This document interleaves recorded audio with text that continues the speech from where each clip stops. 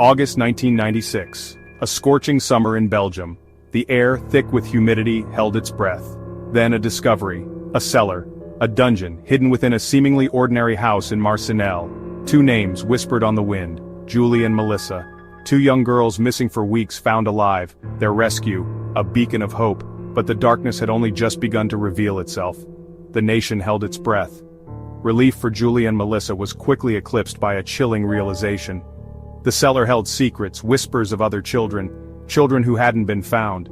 The nation watched, horrified, as police unearthed the unthinkable. The remains of two more girls, 8-year-old Melissa Rousseau and 7-year-old Julie Lejeune, were discovered, starved to death, their tiny bodies left to rot in that fetid hole. The man responsible? Marc Dutroux. His name, once unknown, became synonymous with evil. The dungeon, his house of horrors. Belgium, a country known for its chocolate and beer, was now the home of a monster. The dungeon's discovery ripped away the veneer of normalcy. It revealed a chilling truth. Monsters could lurk beneath the surface, even in the heart of Europe. The nation grappled with the unspeakable. How could this happen? The questions were relentless, the answers elusive. The discovery of the dungeon was a wound on the national psyche, a wound that would fester, its pain echoing through the years. Marc Dutroux, an unassuming electrician. A seemingly ordinary man, but behind his unremarkable facade lurked a predator. He moved through the world like a shadow, preying on the innocent. His victims, young girls, their lives brutally stolen. Dutroux was a cunning hunter. He meticulously planned his attacks, often targeting girls from vulnerable backgrounds. He would stalk them, learning their routines, their vulnerabilities. He would gain their trust, offering them rides, promising them treats. Then he would strike. He would snatch them from the streets, their screams swallowed by the night. He would spirit them away to his lair, his house of horrors in Charleroi. There he would subject them to unimaginable cruelty. His depravity knew no bounds.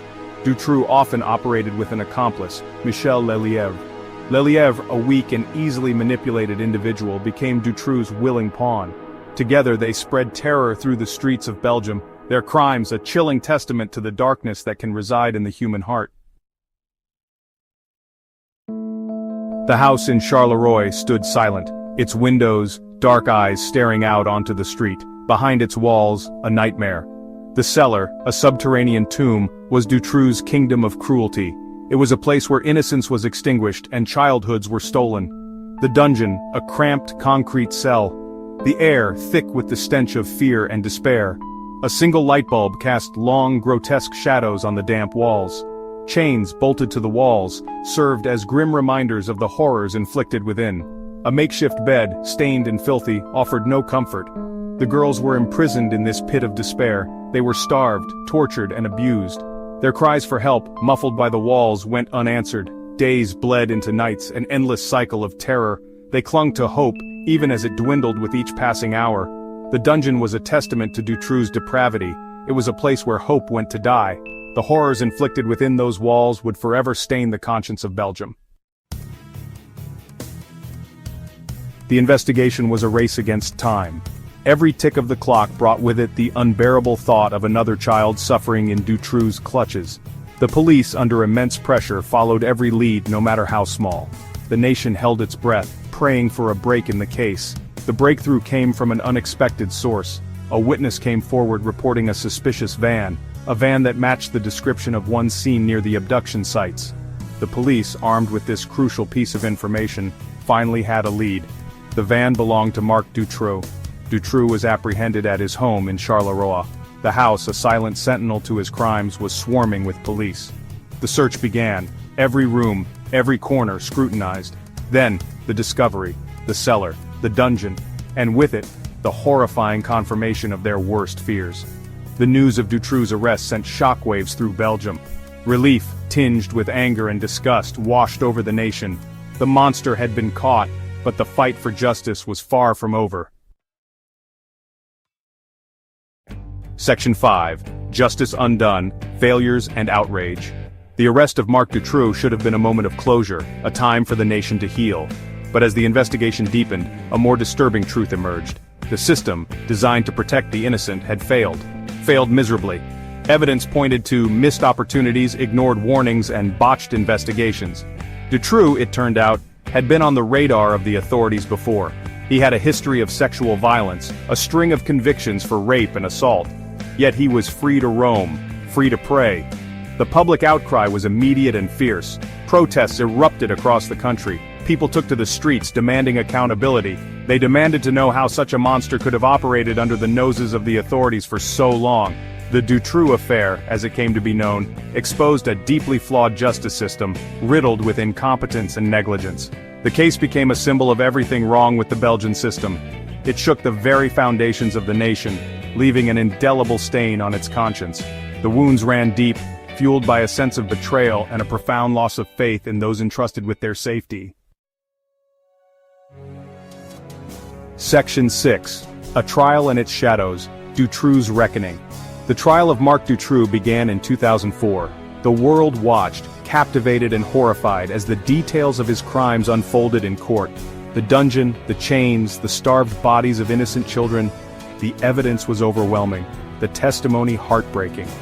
Dutroux, throughout the trial, maintained his innocence. He claimed to be part of a larger network, a shadowy organization involved in child trafficking. His claims, however, were never substantiated. They were seen by many as a desperate attempt to evade responsibility for his monstrous acts.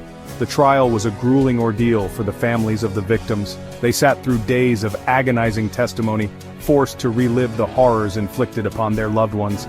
Their pain, palpable in the courtroom, served as a stark reminder of the human cost of Dutroux's crimes. In the end, the jury delivered a guilty verdict. Dutroux was sentenced to life in prison, his accomplice Michel Lelièvre receiving a lesser sentence. Justice, it seemed, had been served. But for the families of the victims, the scars of Dutroux's crimes would never truly heal. Section 7. Scars on Trust, the Aftermath of Atrocity. The Dutroux affair left an indelible mark on Belgian society. It was a collective trauma, a wound that refused to heal. The case exposed a dark underbelly, shattering the illusion of safety and security. It forced the nation to confront uncomfortable truths about its justice system, its institutions, and itself. The public's trust in law enforcement, already shaken, was shattered. The police, once seen as protectors, were now viewed with suspicion, their competence called into question. The Dutroux affair became synonymous with police incompetence, a stark reminder of the system's failings. The case also had a profound impact on the families of the victims. They were left to grapple not only with the unimaginable loss of their children, but also with the knowledge that their deaths could have been prevented. Their grief, compounded by anger and a thirst for justice, became a defining aspect of their lives. The Dutroux affair forced Belgium to confront its demons. It exposed the vulnerabilities of its systems, the complacency of its institutions, and the fragility of innocence. It was a wake-up call, a stark reminder that monsters could lurk in the shadows, even in the heart of Europe. Section 8. Beyond the Bars, Dutroux's Enduring Grip. Even behind bars, Marc Dutroux continued to cast a long shadow over Belgium. His name, forever etched in the annals of criminal history, served as a constant reminder of the horrors he inflicted. He remained a figure of morbid fascination, his every move scrutinized by a public still grappling with the magnitude of his crimes. Dutroux, despite his life sentence, continued to manipulate the system from within prison walls. He bombarded lawyers and judges with letters, proclaiming his innocence and demanding retrials. His attempts to appeal his conviction, though ultimately unsuccessful, kept the case alive in the public consciousness, preventing the nation from truly moving on. The families of the victims, haunted by their loss, found little solace in Dutroux's imprisonment. They lived with the constant fear of his potential release, their anxieties fueled by his legal maneuvers, and the knowledge that he continued to hold on to a degree of power, even from behind bars. Dutroux's enduring grip on Belgium extended beyond the legal system. His crimes sparked a national conversation about child safety, leading to reforms in law enforcement and social services. However, the scars of his atrocities ran deep, serving as a constant reminder of the vulnerability of innocence and the ever-present potential for evil to lurk in the shadows. Section 9. A Reckoning for Belgium, Legacy of Lost Innocence. The Dutroux affair stands as a chilling testament to human evil. It shattered Belgium's sense of security, exposing systemic failures. The case led to significant reforms in justice and child protection. Yet the trauma for victims and families remains. The Dutroux affair is a stark reminder of the need for vigilance.